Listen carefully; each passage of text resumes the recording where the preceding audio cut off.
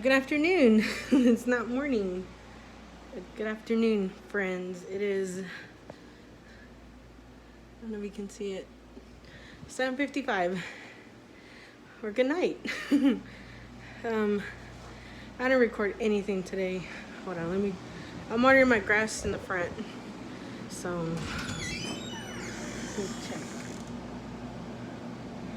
It's still good. Anyway, I didn't record anything today. Nothing. Like, nothing. I wasn't in the mood. I was going through something. And, oh my gosh. But, my husband's outside cutting some stuff out there. I sent my son out there to help him, and I don't know if you can see him. He's just walking around, just not doing anything. We already had dinner. I washed dishes. I'm letting that pan soak because I made a casserole and I forgot to, I don't know, ham it or whatever you call it. But no, I didn't record anything today. Nothing. I woke up this morning. I woke up feeling very defeated this morning. I woke up feeling like I had no hope. If y'all remember back when I started my vlogs, I had a truck. I had a Dodge truck. Well, when my husband quit, we couldn't afford it anymore. So we just let it go. You know, we can't afford it. We can't do nothing about it. There's no option for us. So we let it go.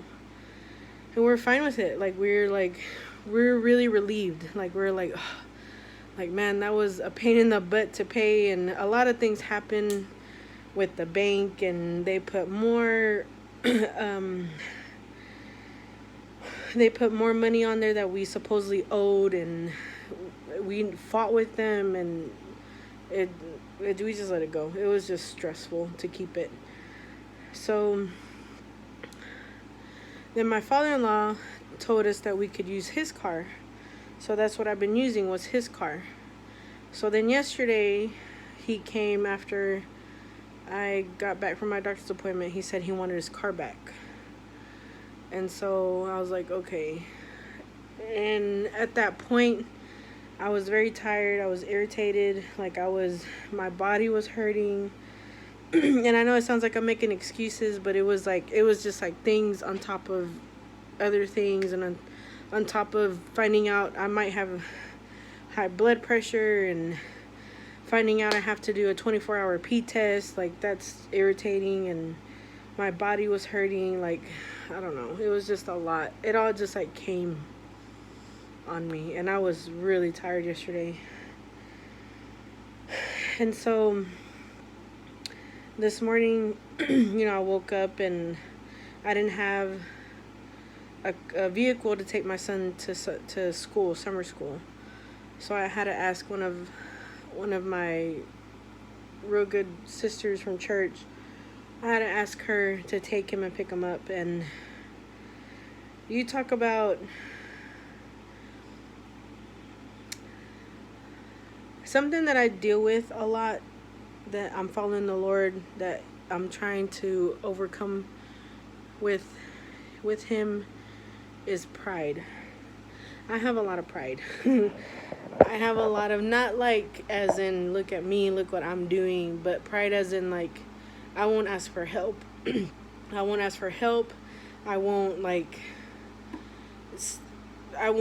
say that I need help, that kind. And yesterday it took a lot for me, or today it took a lot for me to ask, and then, I told her thank you and I appreciated it, and it just I had to it was a lot. It was a lot. And I'm being very honest right now, because I know a lot of people deal with a lot of things, and my thing is pride in that kind of sense. If I need help, or if I I don't know, if I need groceries or if I need something, I will find a way to do it. I will find a way to make it happen. I won't ask. I won't put it out there. Like, I will find any way and every way.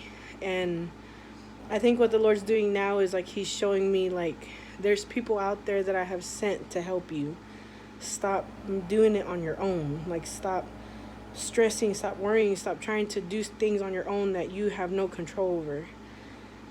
And so this morning I woke up like that. I woke up feeling worried and defeated, and how am I going to do it? How am I going to go to my doctor's appointment?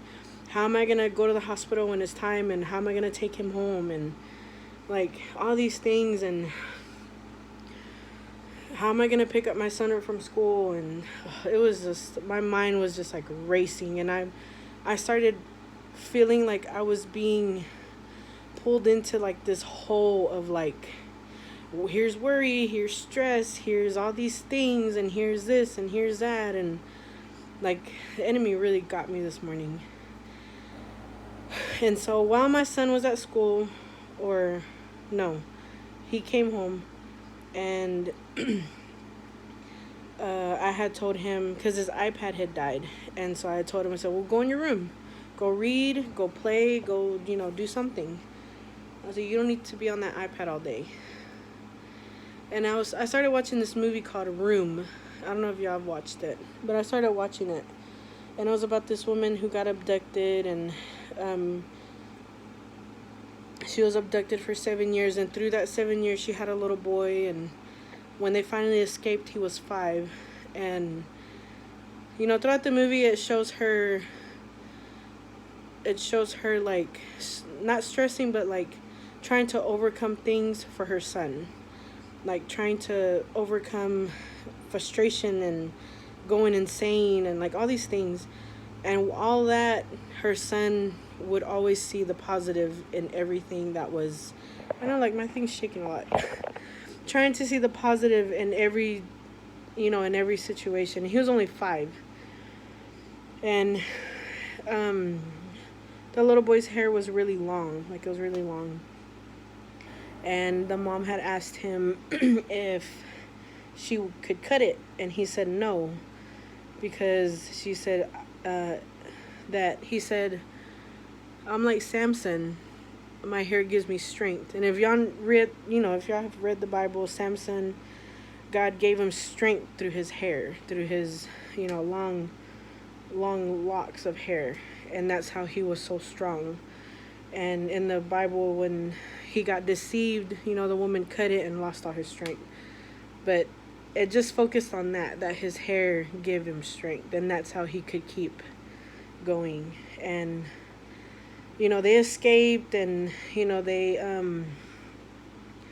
they went off and found her mom and stayed with her mom. And then she got depressed, and she's just like lost it and tried to commit suicide. And she was in some kind of rehab thing. And all along, the son was just very innocent and very positive. And he had told his grandmother, I want to cut my hair now. And she said, why? She said, because my hair has given me strength, so I want to give my mom strength. Can you cut my hair and send it to her? And when he said that, I don't know, like this bubble just like popped. Like, why am I sitting here? Why am I sitting here dwelling? Why am I sitting here just thinking about things that I have no control over? Like, why am I doing it? Why am I letting this worry and this stress overtake my mind and overcome who I am in Christ? And this is not who God told me I was. This is not His promises for me. This is not what He told me. Like, this is not it. And it just, like, this bubble of whatever it was that was clouding me just popped. And I'm like, man, like, so I got up and I started praying, and I'm like, no, like, this is not who I am. This is not who God made me to be. I'm stronger than this. Like, this is not, my foundation is set. And for, like, I was just going on and on and on. And so it felt like I woke up. Like, I felt this morning like I was dragging and I was asleep and I was just like, somebody's here. And, after that revelation, and, me and I talked to my husband, and, we talked, and he tried to encourage me, and putting all that together, like, it gave me a lot of revelation. Like, I'm stronger than this. Like, God has made me so much stronger, and I'm here worrying about something that I have no control over. Like, why am I going to get a new vehicle when we have one? We have a truck. So why am I going to try to get another one? Like, that's another bill. That's another insurance bill. Like, if God knows that I'm not ready for that, then he's not going to bring it to me. Why am I trying to work something out that is not in my plan right now? It's not in my season right now. Like, I'm trying to force something that's not supposed to be there. And instead of just... And what brought me back to is what my pastor had said. He's like, just enjoy it. Enjoy being pregnant. Enjoy, what God has given you. And I lost sight of that. And, putting all that together and just having gratitude and being grateful and I know I lost that focus. I know I lost focus on, everything that God has given me. Like, my home, like, that's the biggest thing. My home, my son, my baby that's about to come. And I'm more focused on things that I don't have control over. Like, I can't force myself to have this better credit score, to have a brand new vehicle, like, if it's not in my plans right now. Like, if that's not what God wants to do right now. And so, I don't know, it was a good day after the fact. And he's been in my rib all day today, and it hurts so much. It really hurts a lot. But I just want to encourage y'all that not to do things that you think that you need or you think that you want. Because if it is... Is this my cookie? Yeah. Or this one? Whichever one. If it's not the right time and if it's not the right season, if you are not ready for it, it won't work. Like, it will not work. And we can't do things off of our own desire and our own wants, and like, we can't do stuff like that because we go against what God has for us during that season. And so we have a vehicle, like, we have a truck, and the old me was so used to having new vehicles and these nice cars, but it's like, what does it matter? It takes me from point A to point B. And so, I don't know, just the whole revelation is just to stay focused on God.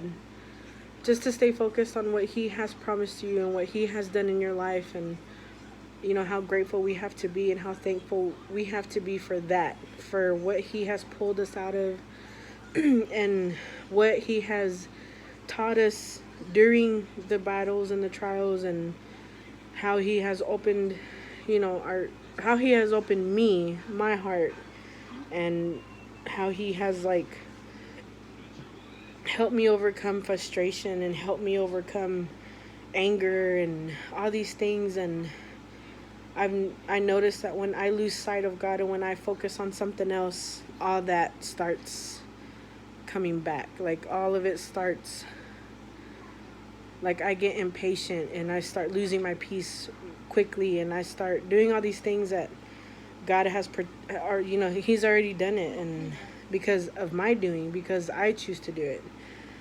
And so, I don't know.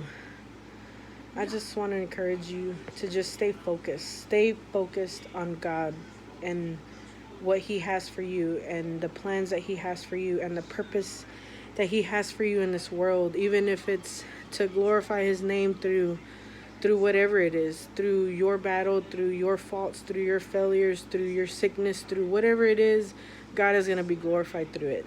And we have to keep focus on that. We have to keep focus on Him and His word and what He says, who we are and His promises. And we have to keep on that, and we have to stand on that. And we can't let the enemy come in and cloud our vision, our spiritual vision, because when he does that, then your worldly eyes come out. Your worldly eyes come out, and you start reacting that way. And so I don't know. It's been a good revelation. It's been a really good revelation.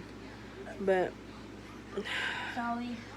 I didn't record anything else today because I was dealing with all that, and I don't want to get on camera because I was still dealing with it, and I was trying to just, Lord, I need you, help me, because I can't do this by myself. I can't do this on my own. I can't figure this out on my own.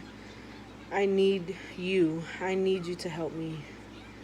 And just sometimes when you cry out like that, that's the best. That's the best kind.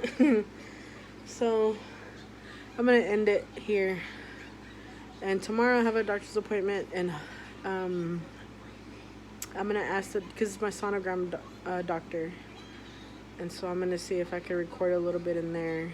Because it's just me and the doctor by ourselves. So I'm going to see if I can record in there. So I will see y'all tomorrow morning. Hope y'all have a great night, a great day, a great midday. And if you are watching me or listening to me in the background, I hope your food comes out great and delicious, or whatever you're doing comes out great. So I will see y'all tomorrow. Bye. Hey friends.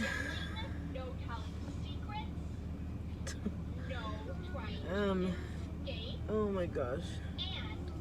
I'm here at the doctor, but I have to drop off my what is it? My 24 test before I go to the sonogram doctor. And oh my gosh, my husband doesn't have steps on this truck, so getting in and out of this truck is like but I'm gonna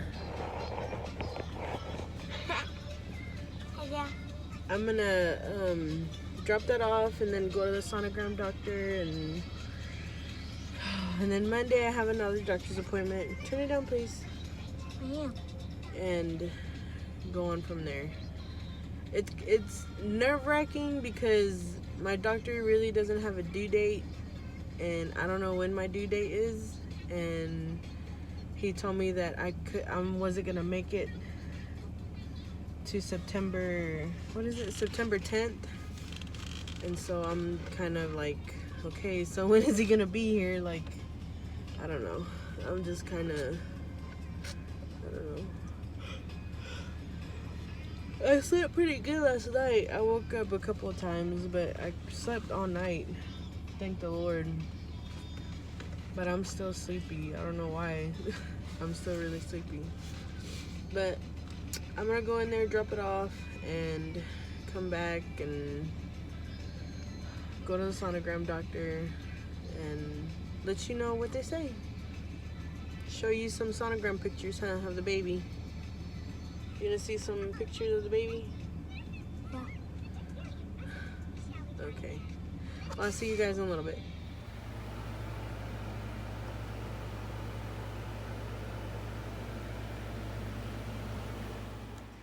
He is tuckered out.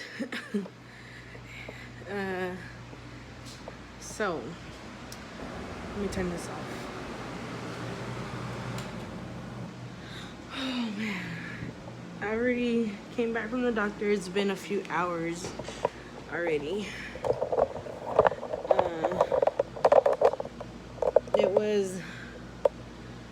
It tired me out. Like, oh my gosh. I have all the blinds closed because it is so hot outside. Anyway, so I went to the sonogram doctor. I couldn't record. I couldn't do any of that because my son decided to be on my phone, and my phone died. So, but he's doing good. The baby is doing so good. He weighs 5.5 pounds. She said that he's gonna be tall. He's gonna be like he's gonna be tall, because he's measuring a little bit above normal. But he weighs perfect. He's like, finally he's down. He's in position. She kept saying, like, if we scheduled you a C-section right now, she's like, he'd be perfect right now. So it gave me a little hope. He's finally in position, like. But with me, it's not all that great. With me, they checked my blood pressure and it was normal. So I'm thankful for that.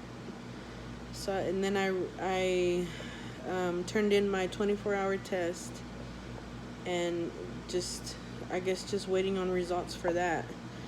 And they're concerned because if my blood pressure keeps going above 140, that I could have some kind of hypertension or some kind of preeclampsia, and they don't want that. Like, they don't want to keep the baby in there if I have that. And so we're just waiting on that. And he's so far down, like, she was asking me if I hurt when I sit, I hurt when I stand up, or like if I have a hard time breathing or anything like that. And I told her yeah. And she said because of the way he's positioned, he's putting a bunch of pressure in all kinds of areas. And sorry, I put the pillow here, the whatever. And so since he's in some, she said, she called it a frog position. She said that he's in a frog position, and since he's in that kind of position, I can't sit down long enough, I can't stand up long enough, I can't, like, because it puts so much pressure and it hurts. And so they still have the schedule for September 10th, but they're just waiting on blood work and that test to see what's gonna happen after that. So I really don't, technically, I don't know when my due date is. I don't know when it is. I don't know what's gonna happen. My next appointment with my doctor is Monday. So it's kind of right now up in the air on when he's gonna be here. And so I'm not too sure. I'm not too sure on what's gonna happen. But the baby is doing good. He's perfect. She said that he's growing good, that he's measuring good, that the fluid in there is good. He's running out of room.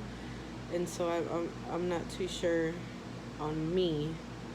They're more concerned about me than they are the baby. So, and now they have me down every week. So I have to see him every week and have to see her every week.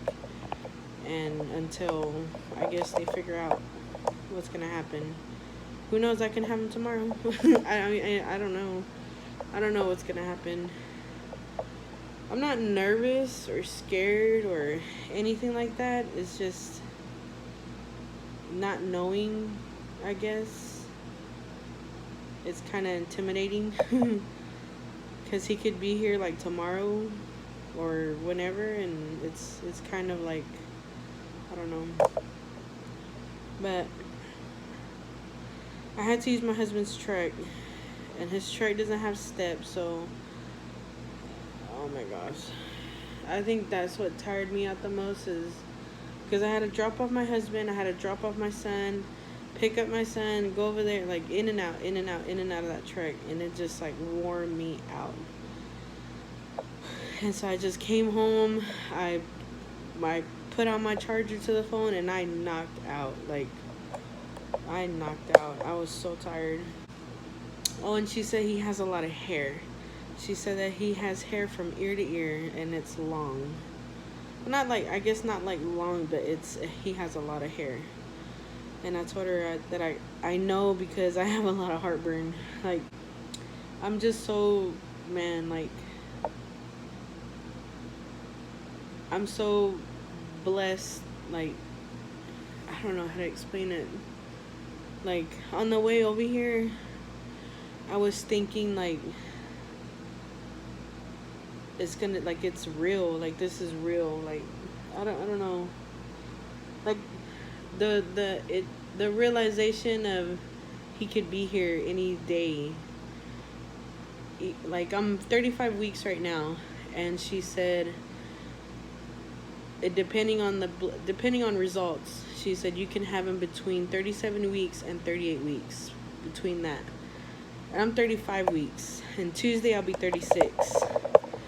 So I don't know, like, it's becoming real, and it's becoming like, I don't know, like, I don't know how to explain it. Like, I'm getting excited for it.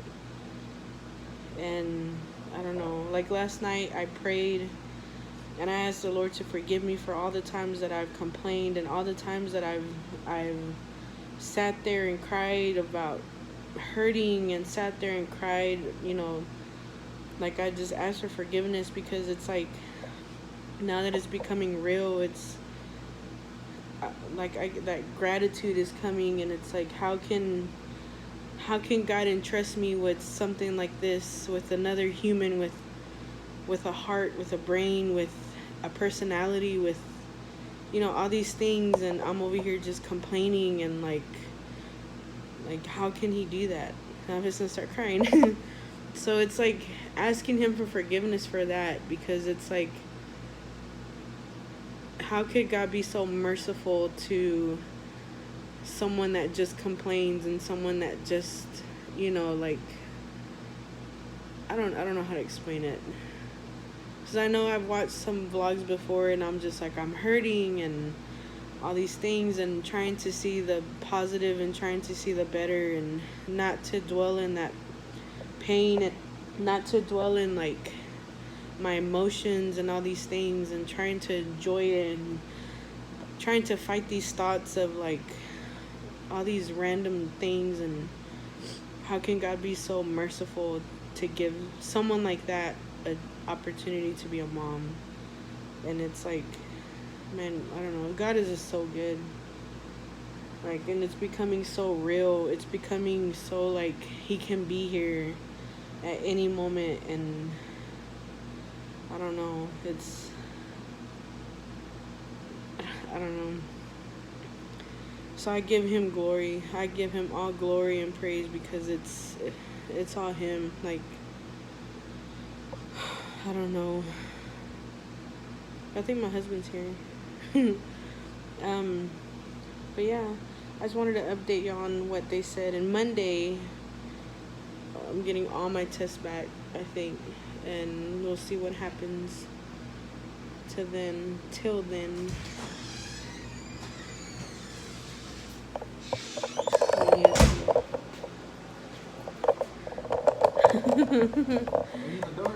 Because it's hot outside.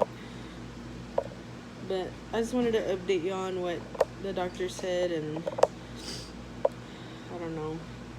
It's becoming real, especially when she told me that he could be here at 37 weeks. That's like a week and a half away. Like, I don't know.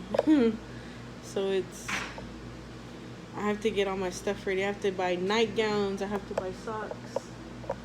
I have to buy, you know, stuff for myself while I'm in the hospital, and have to get stuff ready here because he could be here in like a week and a half. And so I'm gonna prepare for all that. How's your day? Busy. So